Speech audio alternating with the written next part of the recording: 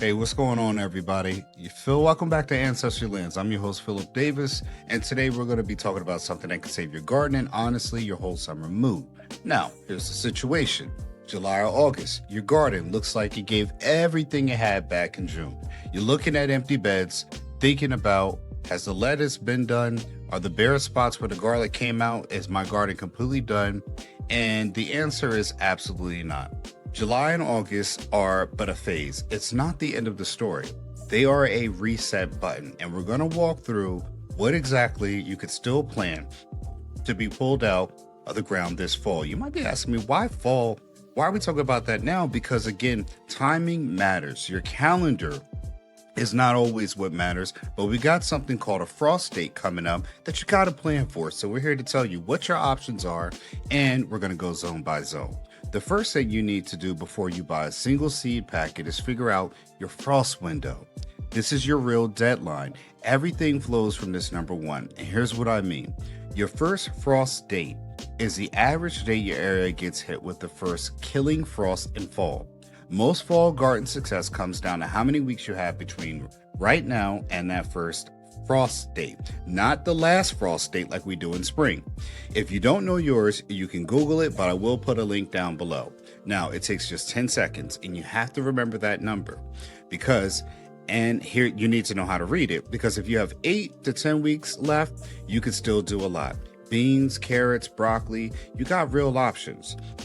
If you got 6 to 8 weeks left, you want to focus on faster crops. You want to think radishes, greens, turnips. If you got 4 to 6 weeks left, greens and radishes and a little prayer. Otherwise, I think you're kind of toast. The most common mistake people make is planning based on a calendar instead of the actual frost date. The calendar doesn't really know you that well, but your frost date does. You know when the frost date's coming. So let's give an example.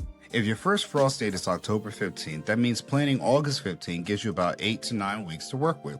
It's a pretty good date, it's not that bad. Once you know your window, your next step is super simple.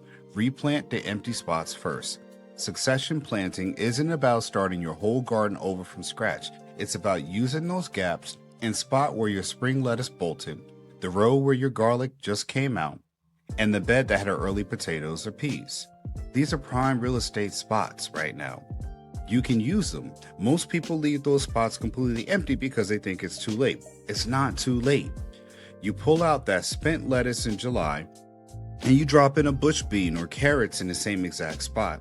Nature doesn't care about your calendar. It needs soil moisture and a little warmth. Now, here's the part where a lot of July and August plantings go wrong. And this is something that we've talked about before. It's not about the seeds. It's about that daggone heat. Midsummer planting, you got to think July and August, right? The seeds fail because they get cooked or they dry out before they even have a chance to sprout. The soil moisture can hit temperatures that just fry seedlings before you can even see them. Remember, they're seeds. They're coming out. It's the most weakest spot for a plant. And you got temperatures that are super hot. And what actually works is you water your bed before you plant. Moist soil, not mud. Then you sow your seeds, which means putting your seeds into the ground late in the afternoon or early evening when the sun is backing off. You cover that lightly and keep that top inch of soil constantly damp for the first 2 weeks. If you got tiny seeds like carrots, you could lay a piece of shade cloth, an old board, or even some cardboard over it for 2 to 3 days to hold that moisture in. Remove it once you see the sprouts. Now, here's what people do. They tend to do a heavy watering, walk away, and let the bed bake for 2 to 3 days, and that's how you get zero germination but a lot of frustration. Carrots in August can absolutely work because they need you to treat that germination window like a babysitting job. Check on it every day. Keep it damp. They will reward you. When you're picking what to plant in summer, you want to think in terms of days to harvest, not your feelings. Get out of your feelings. In July and August, you want crops that are fast, that can handle a little heat while they're getting started, and that actually prefer cooler temperatures as they grow. Because the time they start maturing and they get to a point where you want to harvest them, fall will be doing its thing. 25 to 35 day radishes basically are a sure thing if you keep it ordered. Long season crops need 4 to 5 months. That ship has sailed already. Now you need to be thinking about that, 4 to 5 months before that October date we talked about. But here's a solid general rule. If you got 8 or more weeks, you got a lot of options. Six, yeah, you want to stick to the fast stuff. 4 weeks, you might want to think about watching this video a lot early. But based on your window, not wishful thinking. One of the best moves you can make is splitting your fall planting into 2 waves instead of doing everything at once. Wave 1 is July. Things can still handle the heat and need a little bit more time to mature before frost. Think beans, carrots, beets, broccoli transplants. Wave 2 is August. That's when you shift to fast crops and cool season greens. Spinach, love this window. So do radishes, arugula, and cilantro. If you do everything at once, you end up with this one big harvest crunch. Split that into 2 waves and you get much longer, more spread out fall harvest. More food, less stress, that's the goal. Now let's talk about zones because your options depend on where you live. We always talked about that. We did that in the spring. Now we're doing it for the fall. Here's a quick breakdown. 3 to 4, you got a shorter season and an earlier frost because you're up north. The strategy is fast crops plus protection. Your best bets, radishes, arugula, spinach, baby lettuce, and heat-tolerant varieties, kale for baby leaves, green onions, cilantro, and bush beans. If it's still early July, the one big don't do for you is skip them pumpkins and long season squash. At this point, grab some row cover and it generally be the difference between a harvest and a frost disappointment. Now, zones 5 to 6, you're in the sweet spot for gardening. You got enough season to do one more round of summer crops, plus a strong cool season lineup because you got a better fall. Beans in July are prime. Carrots and beet in late July through August, Swiss chards, kale, broccoli, and cabbage from transplants. Lettuce on a rolling schedule. Radishes start in August, a simple plan that works great. Beans and carrots in July, then greens and radishes in August. Now, zone 7 to 8, you got a longer season now, which means you can do almost everything. Good for you. Just manage that heat at planting time. Beans, cucumbers, late round of summer squash. If the pests allow, we got videos on that. Carrots, beets, chard kale, collards, broccoli, and cabbage transplants. Lettuce with a little shade in July. Herbs like cilantro that absolutely shine when it cools down. Planting in the evenings and give your seedlings a little shade during the first brutal week. Summer sun in 7 to 8 is no joke. Now, 9 to 10, here's a fun fact. Fall's actually your best growing season. You're basically running the whole playbook here.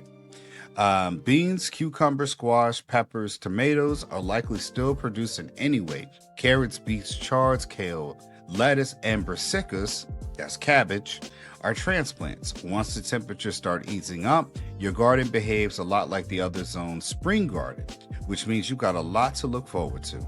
Before we wrap up, a quick row cover mention. If you're in a borderline zone or just worried about early frost catching your plants off guard, a simple row cover can buy you 2 to 3 extra weeks of growing season. They're absolutely essential. It might not sound like much, but it can mean the difference between a tiny harvest and a really satisfying one. Keep it ready. Don't wait until the frost tonight to go looking for it. Here's your quick recap. If the fall harvest formula, sorry guys, I gotta take a breath sometimes because I'm actually voicing this over. If the fall formula, know your frost window, replant those empty gaps, pick fast crops, keep the germination moisture up, protect the finish line with row cover if you need it. July and August aren't too late, they're phase 2, and honestly the fall harvest is different. There's something extra satisfying about pulling up a garden when everything else or everyone else thinks the season's over. If this was helpful, hit that follow button, subscribe, give me the HMO special, help me out because we got more coming to you and we've added it all season long and it only gets better from here. Drop a comment, what zone you're in, what you're planning, your fall harvest, give us any tips or tricks, and I want to hear every single one of them and your answers to make my day. And I'll see you in the next one. Thanks folks for watching. Most people don't need motivation, they need better information. Owning land, growing food, and becoming more self-reliant often sound complicated, mostly because they're rarely explained clearly. Ancestry Lands focuses on the practical side of independence by talking about what land ownership actually costs, what works in real backyards and small parcels. Because independence means getting freedom and security, and land just happens to do both. If you prefer planning over panic, subscribe to Ancestry Lands for information you can actually use.